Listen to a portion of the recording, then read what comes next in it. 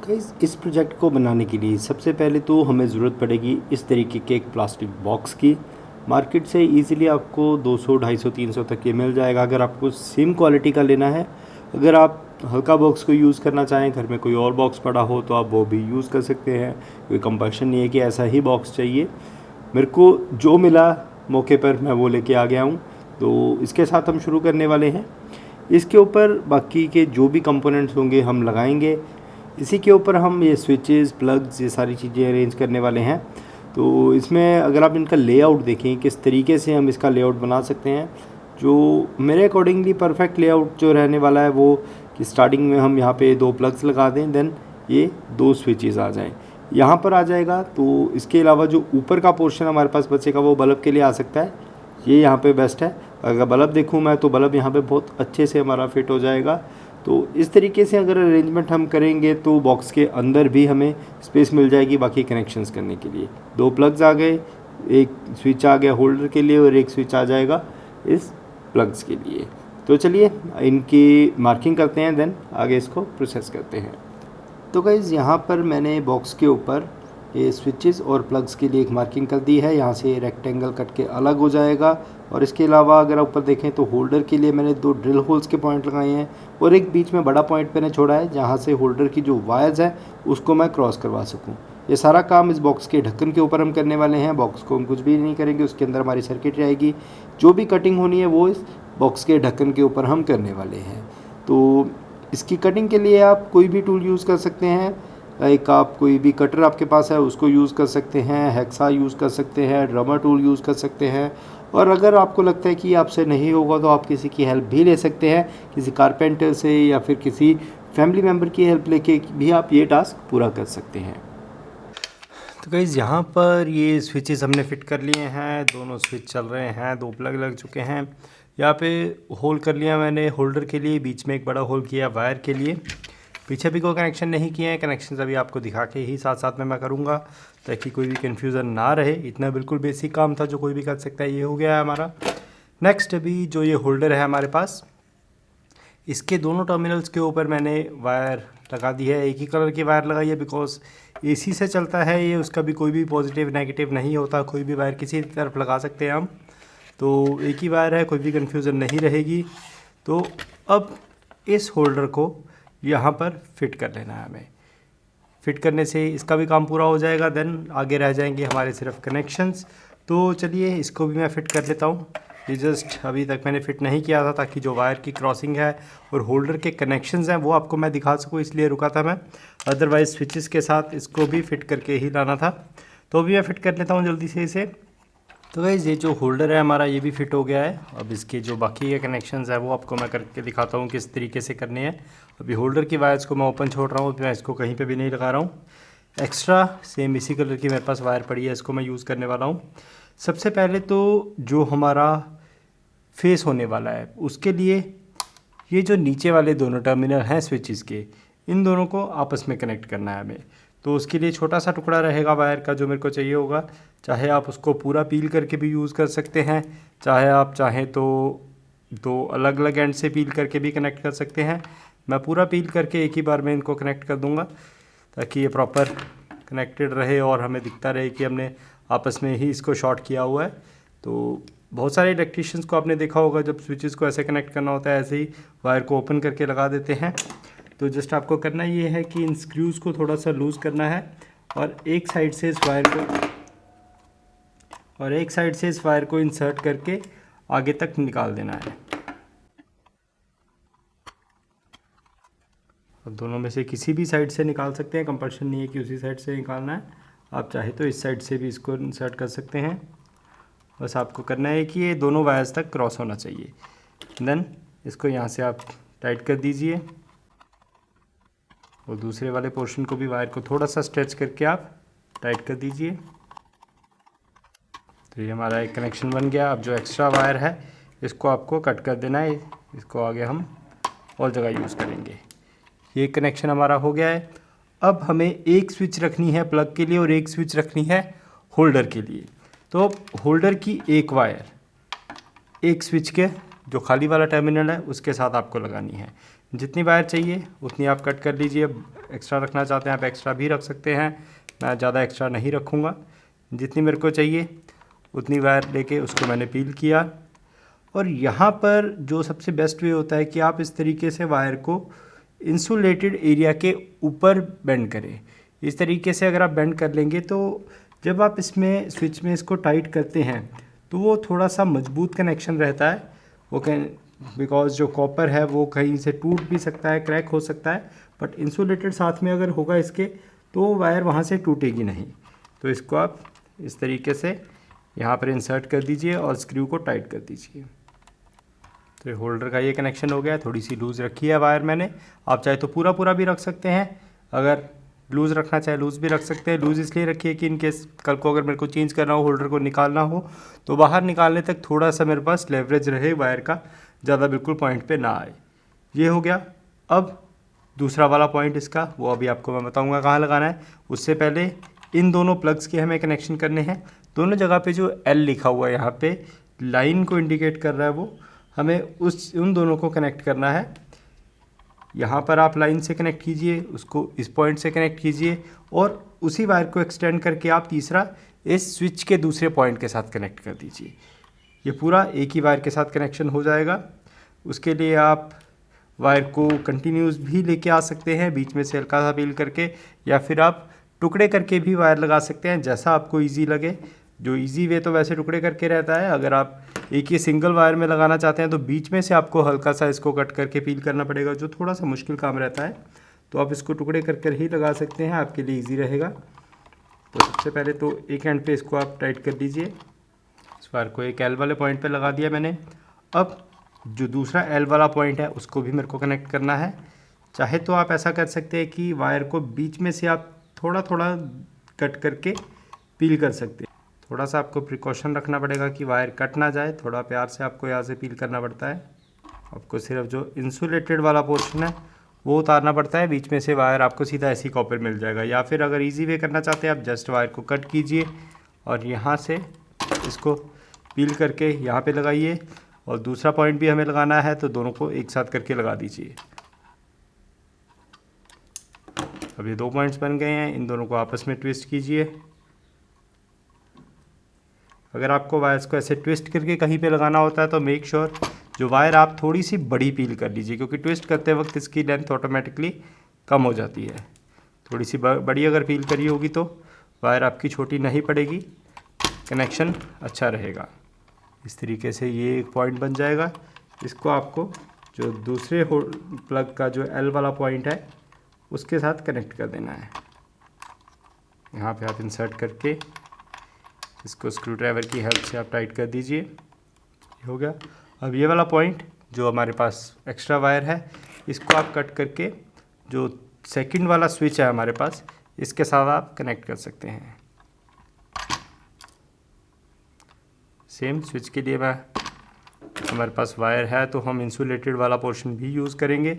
इसको ऐसे ही आप बेंड करके स्विच का जो स्क्रू है इसको लूज़ कीजिए, देन इस पॉइंट को यहाँ पर इंसर्ट करके टाइट कर दीजिए। अब ये पॉइंट भी हो गया। अब अगर आप हायरार्की समझें इसकी, यहाँ पर मैंने जो कॉमन किया है इसके ऊपर जो हमारा फेस होगा इलेक्ट्रिसिटी का वो आएगा, वो यहाँ पे जाएगा। जैसे हम स्विच ऑन करेंगे तो वो पॉइंट इस पॉइंट पे आके हमारे बल्ब को पहुँच जाएगा। दूसरा स्विच ऑन करेंगे तो इन दोनों के एल वाले टर्मिनल पे पहुँच जाएगा। और अब ज़रूरत है हमें न्यूट्रल वाले कनेक्शन की, क्योंकि सर्किट पूरा करने के लिए न्यूट्रल भी चाहिए होता है। तो न्यूट्रल कहाँ कहाँ चाहिए हमें, एक तो बल्ब को चाहिए और इन दोनों पॉइंट्स को भी चाहिए।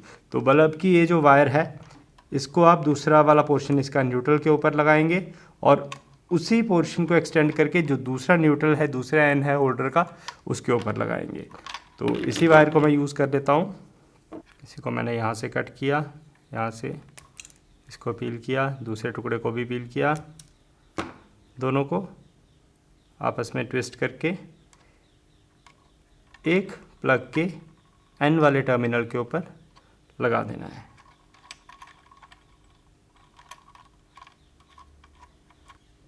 ये लग गया। अब इसका जो दूसरा पोर्शन है जितनी वायर आपको चाहिए उतनी रख के बाकी का काट दीजिए और पील करके इसको दूसरे एंड वाले पोर्शन के ऊपर लगा दीजिए।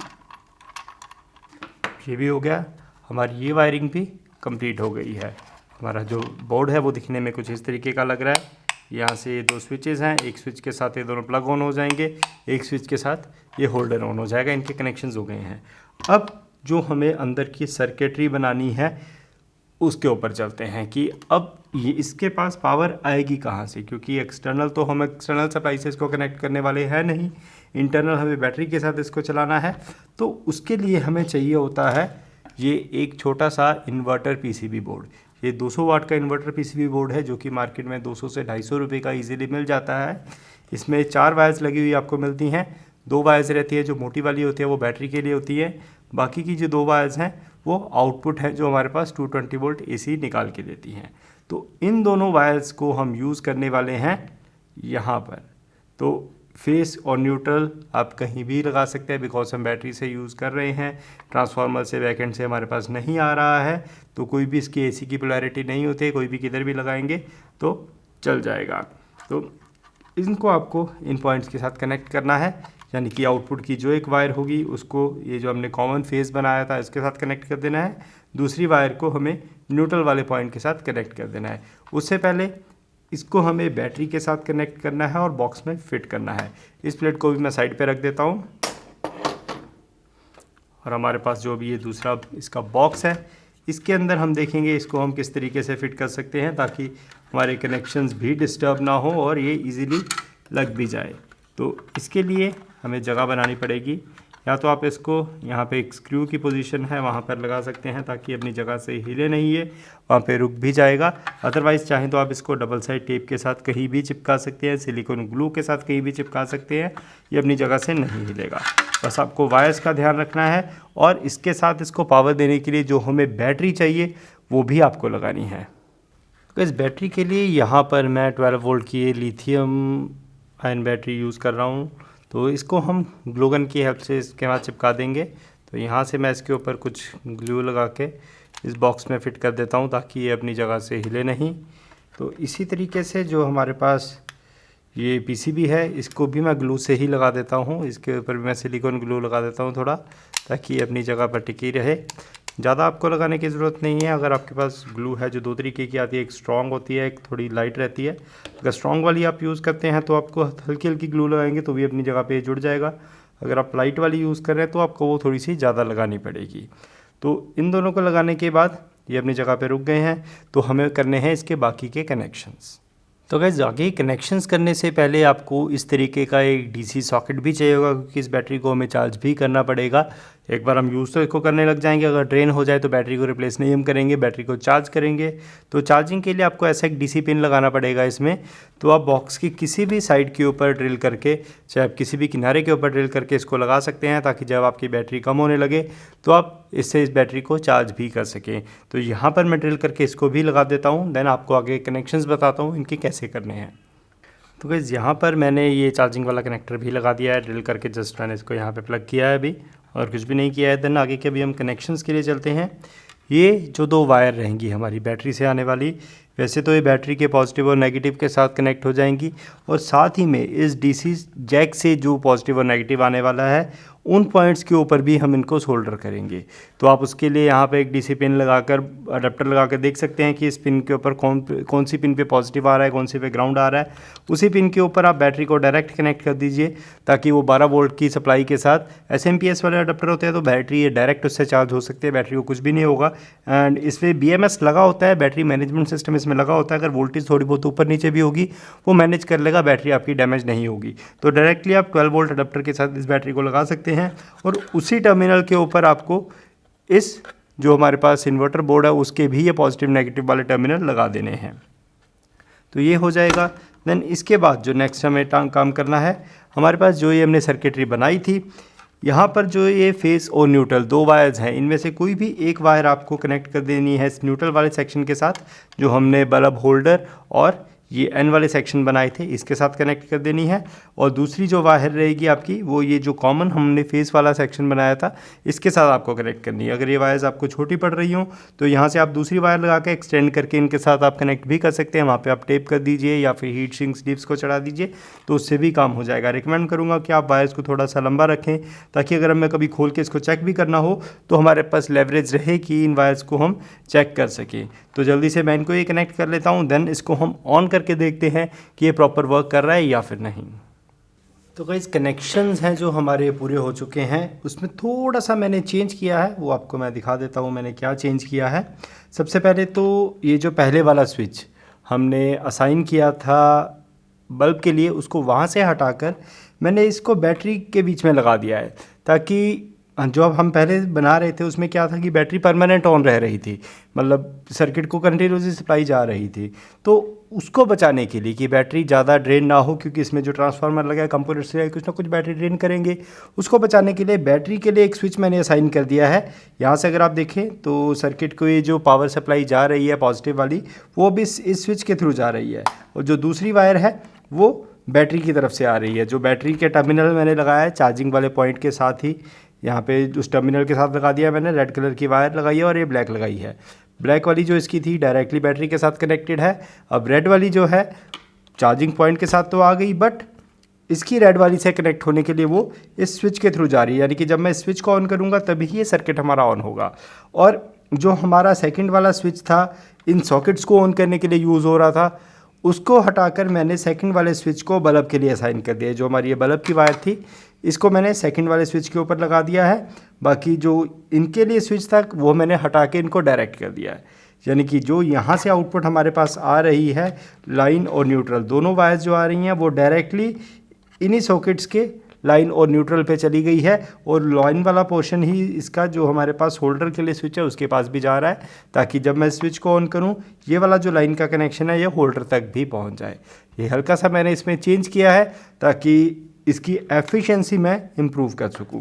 तो इस बॉक्स को पैक करते हैं क्योंकि हमारी तरफ से एक बनके कंप्लीट हो चुका है, और चेक करते हैं कि ये प्रॉपर अभी चल रहा है या फिर नहीं। तो एज़ इट इज़ इसको मैं यहाँ पे पैक कर देता हूँ, जो कनेक्शंस आपको दिखाए हैं।